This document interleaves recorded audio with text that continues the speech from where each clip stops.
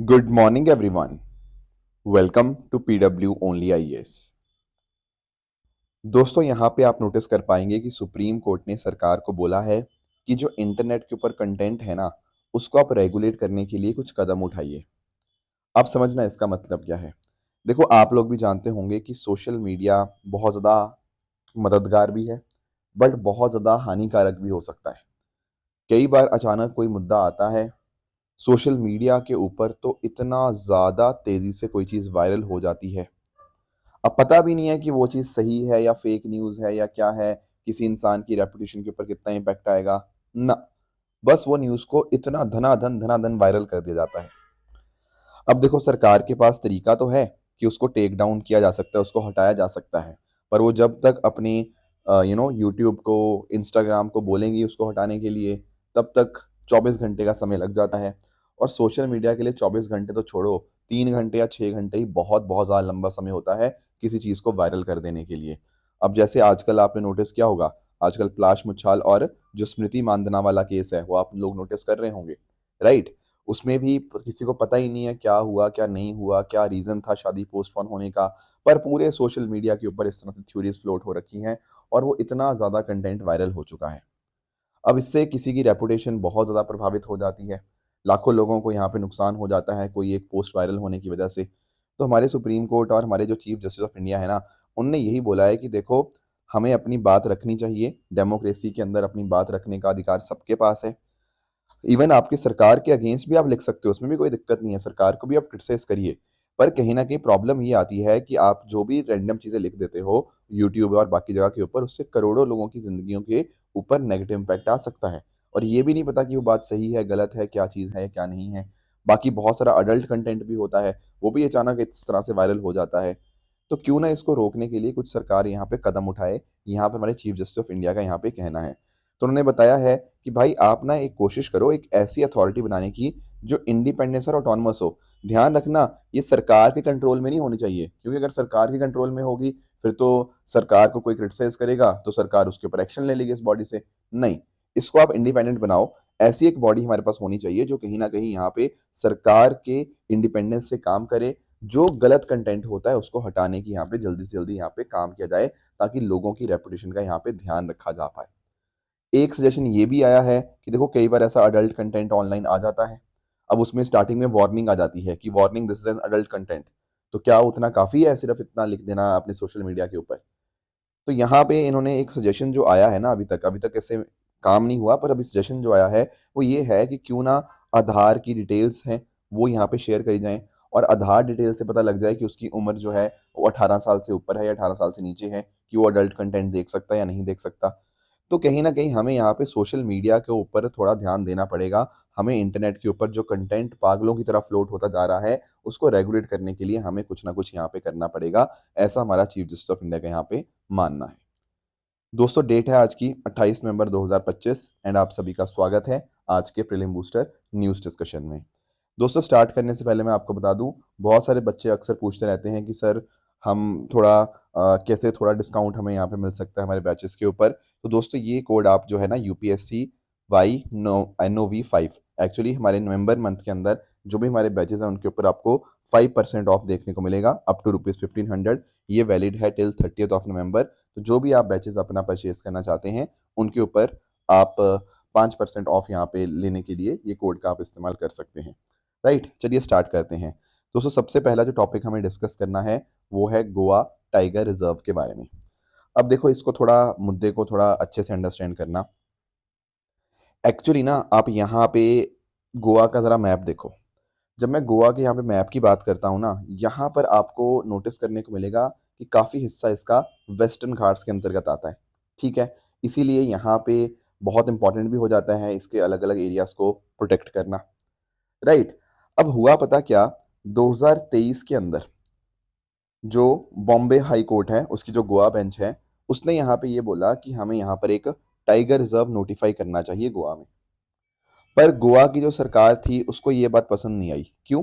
गोवा की सरकार ने ये बोला कि देखो, टाइगर रिजर्व घोषित करने की क्या जरूरत है, टाइगर यहाँ पे गोवा के अंदर कभी कभी आते हैं, कोई यहाँ पे निवासी नहीं है टाइगर। फिर जब गोवा सरकार ने इसका विरोध किया, फिर आगे मुद्दा ये सुप्रीम कोर्ट में गया। सुप्रीम कोर्ट ने ये मैटर आपकी एक इंडिपेंडेंट सेंट्रल एम्पावर्ड कमेटी को दे दिया कि आप सोच के बताओ कि क्या करना है। अब देखो इसकी रिकमेंडेशन हमारे सामने आ चुकी है। और इसमें होगा पता क्या, एक्चुअली आप ये नोटिस करो, ये जो नीचे वाला हिस्सा है, यहां पर ना टाइगर अक्सर आते जाते रहते हैं। एक्चुअली पता क्या है, टाइगर ज्यादा कर्नाटका में है, पर टाइगर अपने कॉरिडोर के माध्यम से कभी आपका कोटिगांव वाइल्ड लाइफ सेंचुरी या नेत्रवली वाइल्ड लाइफ सेंचुरी यहाँ पर आते जाते रहते हैं। तो यहाँ पे जो आपकी सेंट्रल एम्पावर्ड कमेटी है ना, उसने ये बोला है कि हमें ना ये वाले जो रीजन्स हैं, इनको हमें यहाँ पे टाइगर रिजर्व के अंतर्गत लाना पड़ेगा। तो उसी को करने के लिए इन्होंने 2 फेज का प्लान बोला है। क्या है 2 फेज का प्लान? फेज 1 के अंदर पता क्या होगा, जो कर्नाटका में काली टाइगर रिजर्व कोर एरिया है ना, उसके साथ जो गोवा का लगता हुआ हिस्सा है, जिसमें आपका नेत्रवली वाइल्ड लाइफ सेंचुरी और कोटिगांव जो मैंने आपको यहाँ पे बताया, ये वाले जो 2 आपके हैं ना, ये यहाँ पे आपके इंक्लूड किए जाएंगे फेज 1 के अंदर।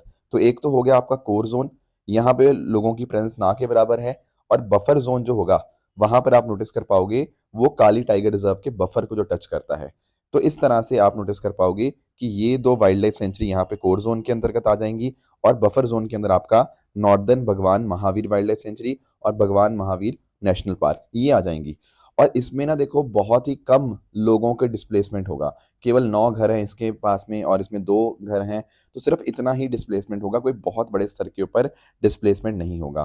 तो पहले फेज के अंदर 468 स्क्वायर किलोमीटर का जो एरिया होगा वो यहाँ पे इंक्लूड होगा इस गोवा टाइगर रिजर्व के अंदर। बाकी सेकंड फेज के अंदर आपकी जो महादेई, यहाँ पर आप नोटिस कर पाओगे, ये महादेई जो वाइल्ड लाइफ सेंचुरी है ना, इसको भी हम सेकंड फेज के अंदर इंक्लूड करेंगे। ठीक है, फर्स्ट फेज में अंदर मतलब मेजर आपका ये वाला एरिया, और आपका जो आपका बफर जोन के अंदर ये वाला एरिया आ जाएगा कुछ हद तक। एंड सेकंड फेज के अंदर ये जो महादेव वाइल्ड लाइफ सेंचुरी वाला एरिया है, ये इंक्लूड किया जाएगा। ठीक है, तो इस तरह से क्या होगा, हमने लोगों को बहुत ज़्यादा डिस्प्लेस भी नहीं किया, लोगों का भी ध्यान रखा, एट द सेम टाइम हमने टाइगर्स का भी ध्यान रखा कि टाइगर्स का जो मूवमेंट है, जो कर्नाटका से टाइगर मूव करते करते गोवा की तरफ आते हैं, वेस्टर्न घाट्स में जो मूव करते हैं, उनका भी यहाँ पे ध्यान रखा जाए। तो यही है सेंट्रल एम्पावर्ड कमेटी का जो पूरा का पूरा था, जो ऑर्डर था। एंड ये पहले स्टार्टिंग हुई 2023 से। फिर हमने नोटिस पता क्यों किया ये 2023 में, क्योंकि एक्चुअली में ना टाइगर की डेथ हो गई थी 2020 के अंदर आपके गोवा वाले रीजन के अंदर। तो फिर एनटीसीए ने रिकमेंड किया कि सर कुछ करिए, तो अकॉर्डिंगली मुद्दा फिर हाई कोर्ट से जाते जाते फिर सुप्रीम कोर्ट के पास फाइनली गया, एंड उनके यहाँ पे हमारे सामने रिकमेंडेशन आ चुकी है।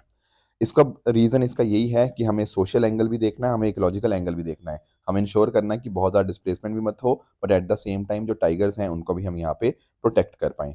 तो इससे कहीं न कहीं आपकी फंडिंग मिल पाएगी सेंटर की तरफ से यहाँ पे कंज़र्वेशन के लिए। बाकी हमने कोर एरिया और बफर एरिया के अंदर यहाँ पे इसको डिवाइड कर दिया है, ताकि सही ढंग से इसका जो मैनेजमेंट है वो यहाँ पर किया जा पाए। तो ये है आपका गोवा टाइगर रिज़र्व के बारे में। नेक्स्ट आते हैं, अगला टॉपिक हमारे सामने है सिरपुर आर्कियोलॉजिकल साइट। इसको समझेंगे, पर उससे पहले मैं आपको ना थोड़ा सा प्रोसेस बताता हूँ। देखो आप सब लोगों को यूनेस्को वर्ल्ड हेरिटेज साइट के बारे में पता होगा, है ना, हम लोगों ने अक्सर इसके बारे में डिस्कशन किया है यूनेस्को वर्ल्ड हेरिटेज साइट के अंदर बारे में। अब क्वेश्चन आता है कि सर कोई साइट को यूनेस्को वर्ल्ड हेरिटेज साइट का दर्जा कैसे दिया जाता है। देखो इस बात को अंडरस्टैंड करना, सबसे पहले जो कंट्रीज होंगी ना, वो अपने देश से साइट्स को नॉमिनेट करेंगी। जैसे भारत हो सकता है किसी साइट को नॉमिनेट करे, तो इस वजह से उनको टेंटेटिव लिस्ट के अंदर यहाँ पे डाल दिया जाता है। ठीक है, पूरी उसमें फाइल में अंदर पूरा डिटेल्स होती हैं, उसका डॉक्यूमेंटेशन, उसका मैपिंग, उसका क्या कंजर्वेशन स्टेटस है, पूरी की पूरी गाइडेंस के लिए एक तरह का एक डॉक्यूमेंट यहाँ पे रोजियर जो है वो रेडी किया जाता है। फिर ये जो फाइल होती है, ये वर्ल्ड हेरिटेज सेंटर को सबमिट कर दी जाती है, जो चेक करता है कि हाँ पूरा डेटा इकट्ठा किया गया है नहीं किया गया है।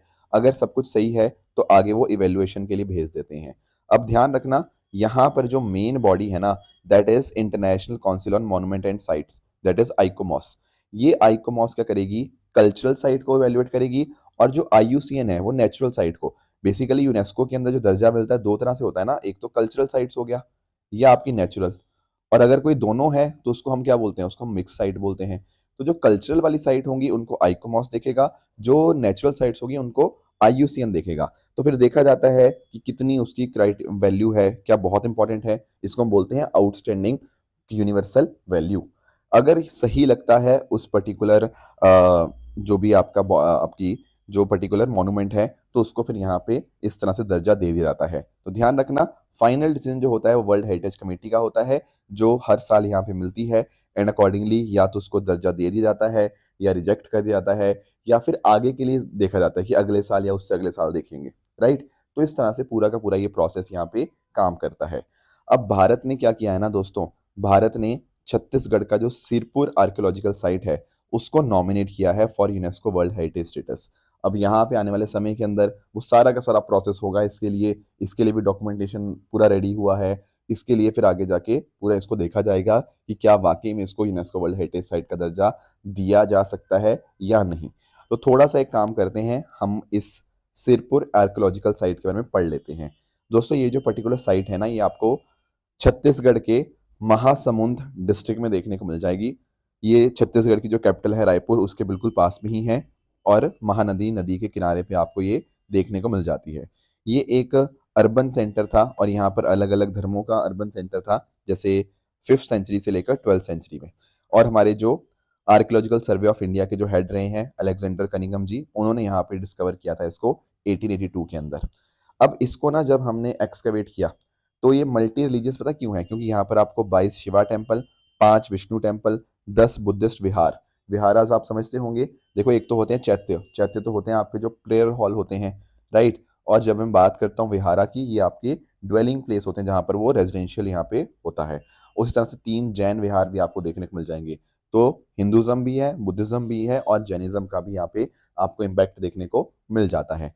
अब इसमें जो सबसे नोटेबल फीचर है ना, वो ये टेम्पल है, that is known as the Lakshman temple. ऐसा बताया जाता है कि जो लक्ष्मण टेम्पल है ये आपका 7th सेंचुरी के अंदर यहाँ पे बनाया गया था, और इसका देखो शिकारा जो है वो बहुत शानदार आपको देखने को मिल जाता है। इसके अलावा ना, इसके जो डोर्स वगैरह है ना, ये डोर बहुत ही शानदार है। इस डोर के ऊपर बहुत अच्छे से आपके स्कल्पचर्स बने हुए हैं, ठीक है। जो जैम्स होते हैं ना, जो आपके जिसके माध्यम से डोर को मैनेज किया जाता है, वो बहुत शानदार है। इसके अलावा यहाँ पर आपको सुरंग टीला कॉम्प्लेक्स देखने को मिल जाएगा, जहां पर आप छत के ऊपर आराम से जा सकते हो। शिवालिंगम्स आपको यहाँ देखने को मिल जाते हैं। उसके अलावा बुद्धिज्म में आपको जो तीवर देव आपका बुद्धा विहारा जो देखने को मिलता है, वहां पर आपको बुद्धा का स्टैचू देखने को मिल जाएगा। तो कहीं ना कहीं हिंदुज्म, बुद्धिज्म, जैनिज्म सबका इम्पैक्ट आपको यहाँ पे देखने को मिल जाएगा। इसके अलावा इस पर्टिकुलर आर्कियोलॉजिकल साइट के पास में palace complexes, market, residences, stupas, meditation cell, water system, ये सब कुछ पुराने समय का बना हुआ आपको यहाँ पे देखने को मिल जाता है। ऐसा बताया जाता है कि जो सिरपुर आर्कियोलॉजिकल साइट थी ना, ये दरअसल में दक्षिण कोसला की आपकी राजधानी हुआ करती थी, जो कि पांडुवंशी और सोमवंशी राजाओं के अंतर्गत आती थी।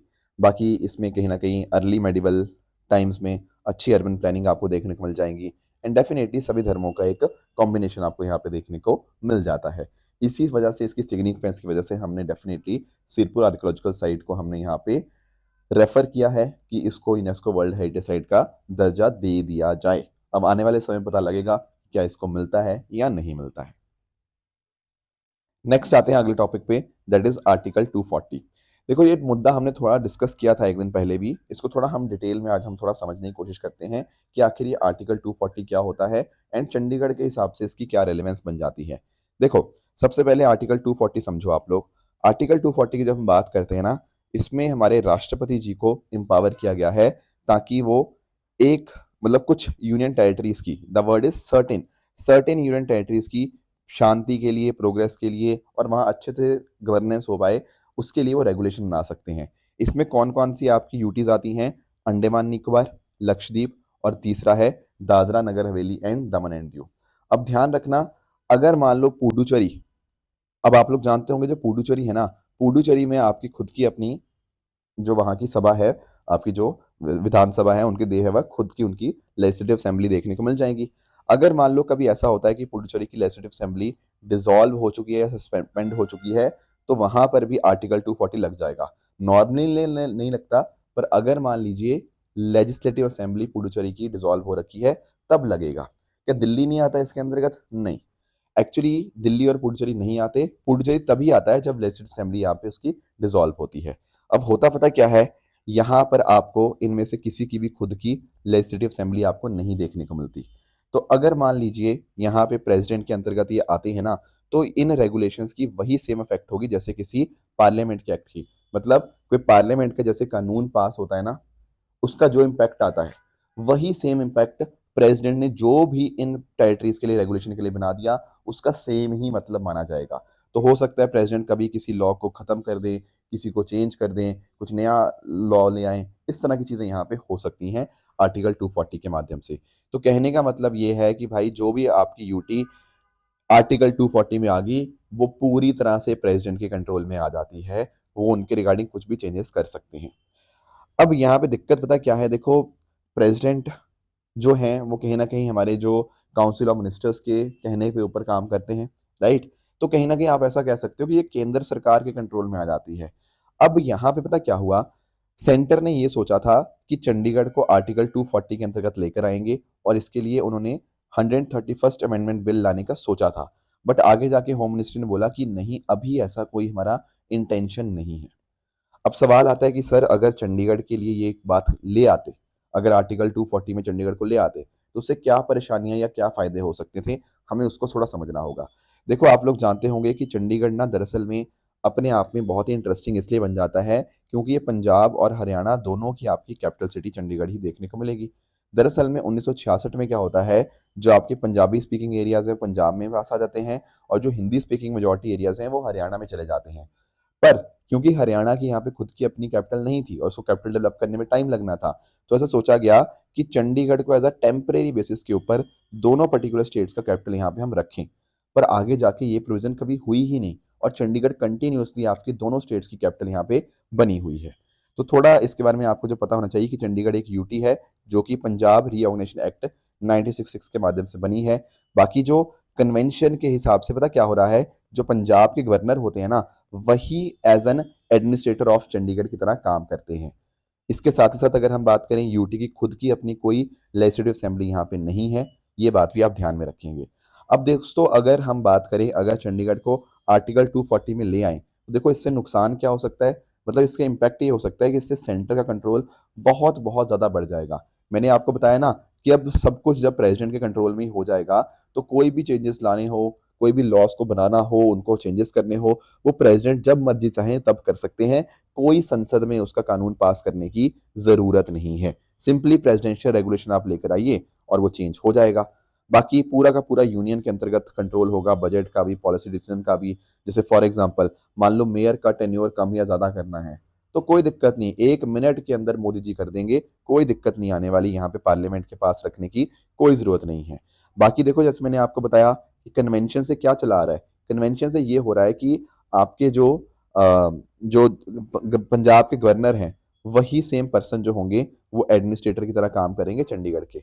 पर अगर आर्टिकल 240 में आ जाता है ना, तो चंडीगढ़ को खुद का कहीं ना कहीं एडमिनिस्ट्रेटर या लेफ्टिनेंट गवर्नर मिल जाएगा। अब इससे दिक्कत क्या होगी, पंजाब जो कहीं ना कहीं अपना हक जताता है चंडीगढ़ के ऊपर, तो पंजाब को हक जो है वो काफी हद तक कम हो जाएगा। ठीक है ना। तीसरी बात, यहां से पंजाब और हरियाणा दोनों का इन्फ्लुएंस कम हो रहा है। अभी तो दोनों पार्टीज क्लेम कर रही हैं, पर एक तरह से वो आर्टिकल 240 में आ जाएगी तो सेंटर के कंट्रोल में आ जाएगी, तो पंजाब और हरियाणा दोनों का एक तरह से कंट्रोल जो है चंडीगढ़ के ऊपर वो कम हो जाएगा। तो कहीं ना कहीं उनके ऊपर भी इम्पैक्ट यहाँ पे आ सकता है। हो सकता है कि चंडीगढ़ दोनों की ही कैपिटल ना रहे, ऐसा भी हो सकता है आगे फ्यूचर के अंदर। तो आर्टिकल 240 आने की वजह से ना पंजाब और हरियाणा की जो पॉलिटिकल पार्टीज हैं वो बहुत ज्यादा खुश नहीं है। मतलब ऑब्वियसली जो रूलिंग पार्टी है बीजेपी, वो तो चलो खुश है, पर उसके अलावा जितनी भी ऑपोजिशन पार्टीज हैं पंजाब और हरियाणा के अंदर, वो आर्टिकल 240 के अंतर्गत चंडीगढ़ को लाने के फेवर में नहीं है। ये बात आप यहाँ पे ध्यान रख सकते हो। अब पॉइंट ये आता है कि सर क्या इसका कुछ फायदा भी हो सकता है? Answer is yes. देखो कुछ फायदे भी हो सकते हैं। फॉर एग्जाम्पल, पहली चीज तो आप नोटिस करोगे, अभी ना चंडीगढ़ के ऊपर डुअल कंट्रोल है, मतलब पंजाब भी है हरियाणा भी है। उससे कहीं ना कहीं दिक्कत आती है, एडमिनिस्ट्रेटिव ओवरलैप आता है। पर अगर हमारे पास एक सिंगल चेन ऑफ कमांड होगी, जैसे फॉर एग्जाम्पल अगर मैंने बोल दिया कि राष्ट्रपति ऊपर है, तो उन्होंने जो बोल दिया बात वही फाइनल है। तो वहां पे ऐसा डुअल कंट्रोल वाली, दो कंट्रोल वाली बात नहीं आएगी। सीधा यहाँ पे ऑटोनॉमी बढ़ जाएगी इस केस में, एंड इस तरह से सीधा डायरेक्टली यहाँ पे जो भी रूल्स होंगे वो डायरेक्टली उनके ही माने जाएंगे। फिर इसके अलावा एक डेडिकेटेड एडमिनिस्ट्रेटर होगा, तो उनका डिसीजन मेकिंग ज़्यादा तेज होगी। अभी कहीं ना कहीं क्या हो रहा है, वो पंजाब के लिए भी काम कर रहे हैं और चंडीगढ़ के लिए भी काम कर रहे हैं, तो कहीं ना कहीं थोड़ी दिक्कत आती है। डायरेक्टली अगर करेंगे तो एक ही पर्सन होगा अपनी चंडीगढ़ के लिए, तो वही पूरा काम देख पाएगा। इसके अलावा कहीं ना कहीं जो आने वाले लंबे समय के लिए स्टेबिलिटी आ पाएगी और अच्छे से हम एडमिनिस्ट्रेटर का काम यहाँ पे देख पाएंगे। तो कई लोगों ने ये बोला है कि आर्टिकल 240 भले ही अच्छा ना हो, पर कई और सजेशंस भी दिए जाते हैं। जैसे फॉर एग्जांपल काफ़ी लोग कहते हैं कि भाई जैसे दिल्ली है या आपका जम्मू कश्मीर है या आपका पुडुचेरी है, जैसे इनको आपने बात कही है ना खुद की लेजिस्लेटिव असेंबली की, तो क्यों ना चंडीगढ़ को भी खुद की लेजिस्लेटिव असेंबली दे दी जाए, तो वहाँ पर भी उससे कहीं न कहीं अकाउंटेबिलिटी बढ़ जाएगी।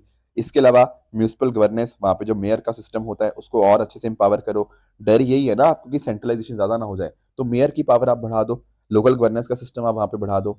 और तीसरा एक सिस्टम जो आपका रिकमेंड किया जाता है वो ये है कि एक एग्रीमेंट होना चाहिए 3 पार्टीज़ के बीच में, central government, Punjab government and Haryana government. और ये कहीं न कहीं मिलकर एक ऐसा एग्रीमेंट बनाएँ जिसके माध्यम से फेडरल इंटरेस्ट भी और एडमिनिस्ट्रेटिव इंटरेस्ट दोनों अच्छे से मैनेज हो पाएँ। यानी कि पंजाब और हरियाणा को ऐसा भी ना लगे कि उनके पावर छीनी जा रही है, but at the same time administration की जो एफिशिएंसी है हम उसको बढ़ा पाएँ। इसके ऊपर हमें कहीं न कहीं फोकस यहाँ पे करना चाहिए। तो ये था मुद्दा आपका आर्टिकल 240 के बारे में। आई होप आप इसको समझ गए होंगे। नेक्स्ट आते हैं अगले टॉपिक पे, that is 2025 review of peace building architecture. थोड़ा इसको अंडरस्टैंड करते हैं।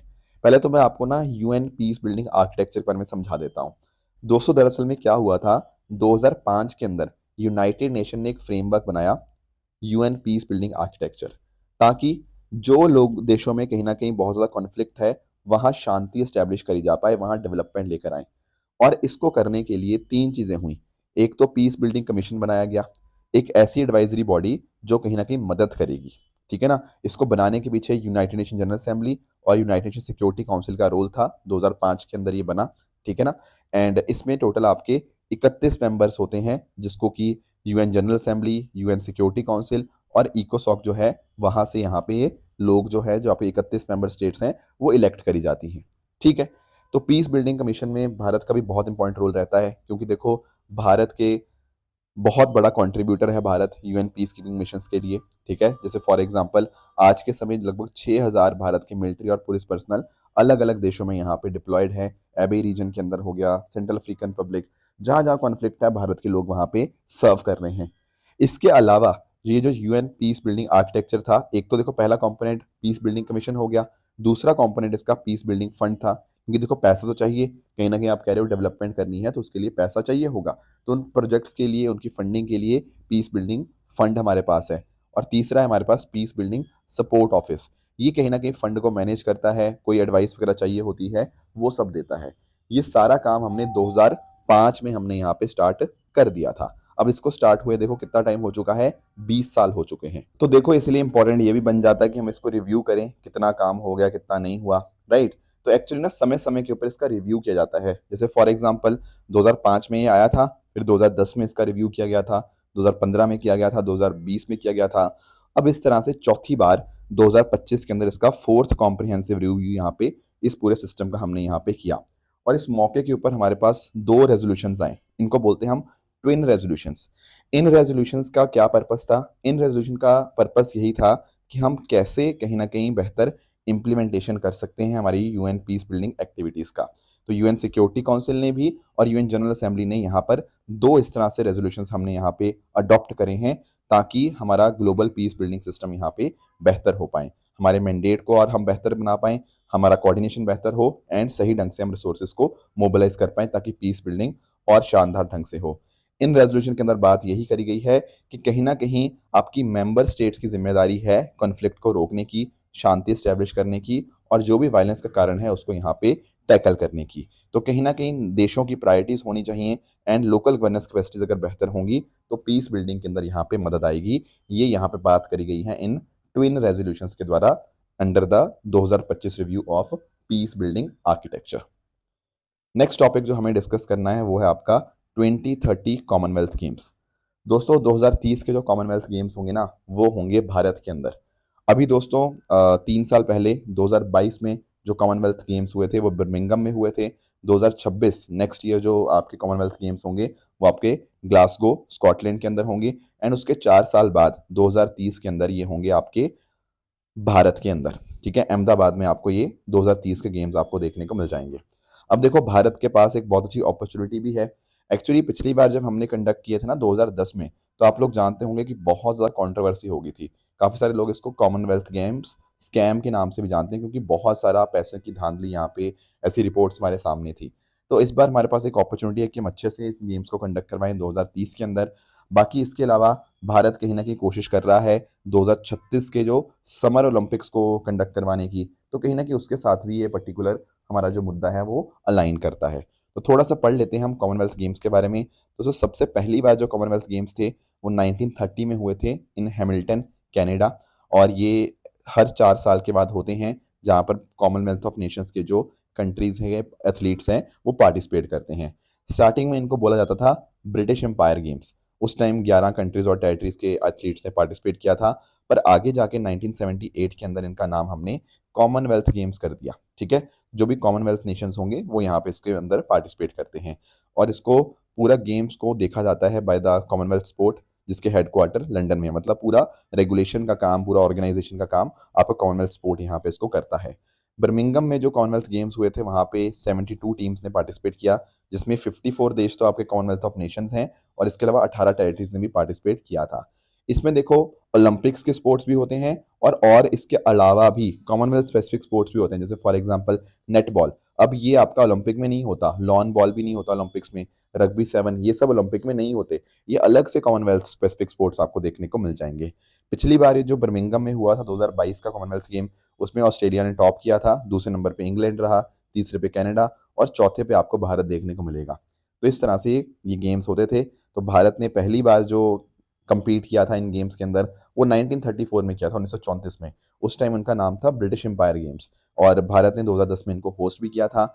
एंड होस्ट जो देश है ना, जैसे भारत 2030 में होगा, तो हम दो ट्रेडिशनल स्पोर्ट्स या दो नए स्पोर्ट्स हम प्रपोज कर सकते हैं। तो हो सकता है वो यहाँ पे कॉमनवेल्थ गेम्स में हम कोई ऐसे स्पोर्ट हम यहाँ पे रिकमेंड कर दें जो भारत का खुद का हो। That can also be the case.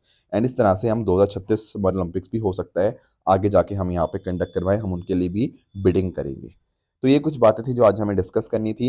रही बात ट्रू एंड फॉल्स स्टेटमेंट्स की, यहाँ आपके सामने कुछ स्टेटमेंट्स हैं, इनको आप पढ़िएगा, बताइएगा इनमें से कौन सा सही है कौन सा गलत है। एंड साथ ही साथ जो कल मैंने आपको होमवर्क दिया था, एक तो था कि आपका जो लचित बर्फुकान जी है उनको कौन सी लड़ाई के लिए जाना जाता है, तो आंसर इज बैटल ऑफ सराई घाट। ठीक है, ना कि आपका बैटल ऑफ प्लासी। तो पहला स्टेटमेंट आपका यहाँ पे गलत हो जाएगा। एक्सरसाइज अजय वॉरियर की दोस्तों अगर हम बात करते हैं, तो ये भारत और यूके के बीच में होती है, इसलिए सेकंड स्टेटमेंट आपके यहाँ पे गलत हो जाएगी। बाकी जो थर्ड और फोर्थ स्टेटमेंट है ना, वो अपने आप में बिल्कुल आपको करेक्ट देखने को मिल जाती हैं। तो ये थी हमारी आज की डिस्कशन। इस तरह से आप सब लोग हार्डवर्क करते रहिए। All the very best. Thank you so much.